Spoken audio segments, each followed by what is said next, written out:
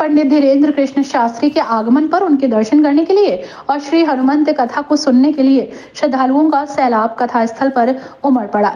भारी संख्या में श्रद्धालुओं ने पहुंचकर श्री हनुमंत कथा को सुना। पंडित धीरेन्द्र कृष्ण शास्त्री के द्वारा महानगर में आयोजित श्री हनुमंत कथा में प्रवचनों की अमृत वर्षा की जा रही है। बागेश्वर धाम सरकार पंडित धीरेन्द्र कृष्ण शास्त्री के कथावाचक के रूप में मुरादाबाद पहुंचने पर उनके दर्शन के लिए कथा सुनने के लिए भारी संख्या में श्रद्धालु नया मुरादाबाद पहुंचे। इस दौरान कथा स्थल पर कड़ी सुरक्षा व्यवस्था तैनात रही। महानगर में श्री हनुमंत कथा का आयोजन 18 से 20 मार्च तक किया जा रहा है।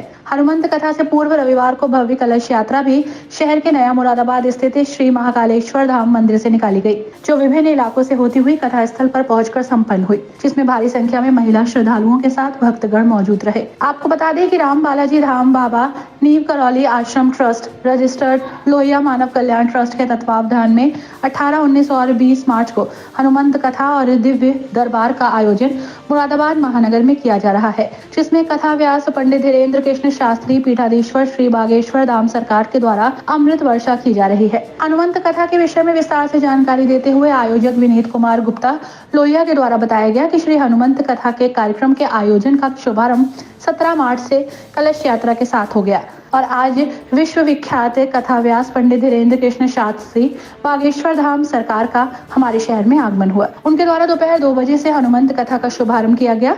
19 तारीख को दिव्य दरबार सुबह 9 बजे से दोपहर 2 बजे तक लगाया जाएगा।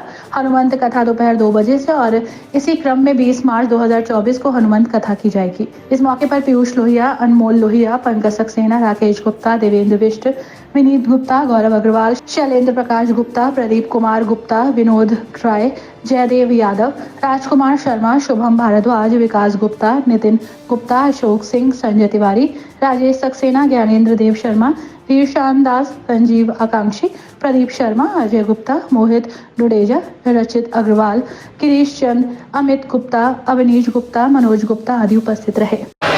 उसमें भी मुरादाबाद के पागलों का क्या कहना।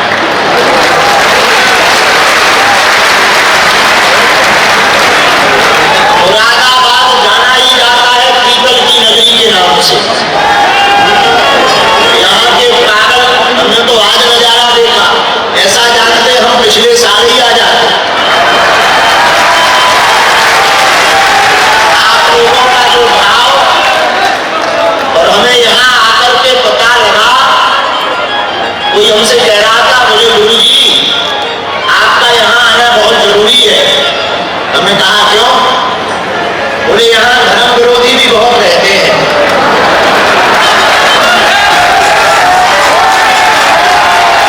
बोले उनकी छटनी कौन मारेगा? हम आ रहे, हम छटनी मारते रहेंगे। ऐसी पावन भूमि जहां महाकाली भगवती विराजमान, शीतला माता विराजमान, और इतना ही नहीं, यहाँ के सिद्धबली श्री हनुमान जी का क्या कहना। श्री सिद्धबली हनुमान जी मनोकामना पूर्ण करते हैं। ऐसे हनुमान जी की पावन नगरी है। एक यहाँ और पावन धाम है हरिहर मंदिर।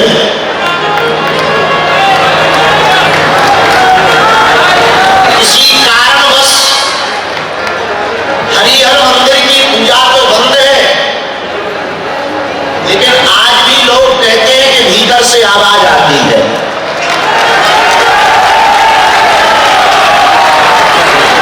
अब वो आवाज यहां तक भी आ गई।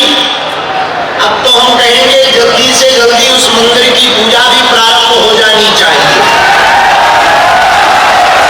जब अयोध्या में राम जी बैठ गए, काशी में नंदी भगवान निकल आए, ओढ़ भय, और हरिहर मंदिर में भी अभिषेक और रुद्राभिषेक हो जाना चाहिए।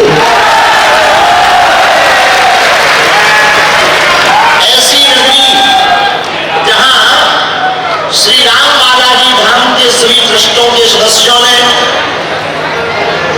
श्री विनीत गुप्ता जी लोहिया, उनके पूरे परिवार, चारों भाई, परिवार के सभी सदस्य और ट्रस्ट के लोगों ने कैंची धाम की तर्ज पर समूचे भारतवर्ष में हनुमान जी के नाम का बहुप्रचार करने वाले हनुमान जी के ही अवतार उसके रूप में जो है जाना जाता है।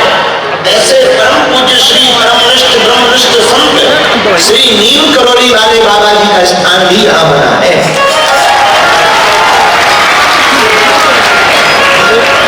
ऐसा मुरादाबाद है,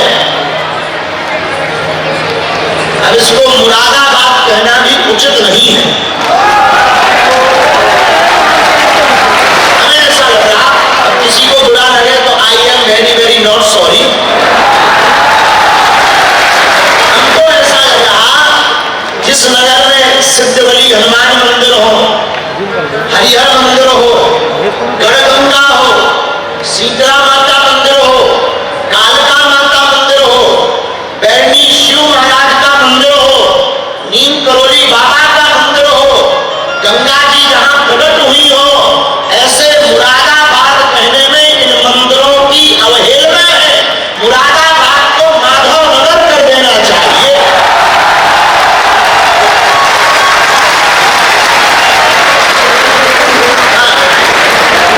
अब भारत में इतने नाम बदल गए, फैजाबाद अयोध्या हो गया, इलाहाबाद प्रयागराज हो गया, मुरादाबाद माधव नगर कर दिया जाए। कौन सा बड़ी बात है कि उपद्रव हो जाना है, पर माधव नगर लेने से कई लोगों के पेट में अपच हो जाएगी। और कई लोग हमको कल ही न्यूज में दिखाएंगे, ये भाई साहब को जो खड़े हैं दांत निकाल रहे खीसा, कल ही न्यूज में बाबा का विवादित बयान, मुरादाबाद का नाम बदलने की मां, तुरंत कल न्यूज छापेंगे। बड़े महापुरुष हैं, लेकिन ये हमारा परिवार है।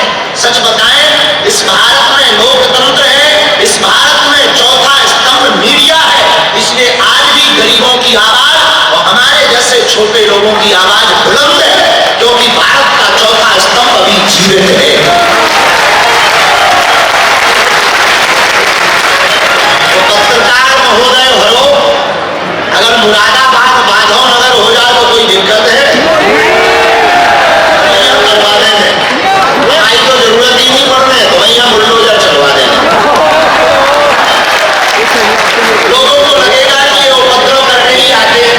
हम क्या बताएं, हमें हनुमान जी ने भेजा ही सच बोलने के लिए है। हमारे मुंह में टैप नहीं है।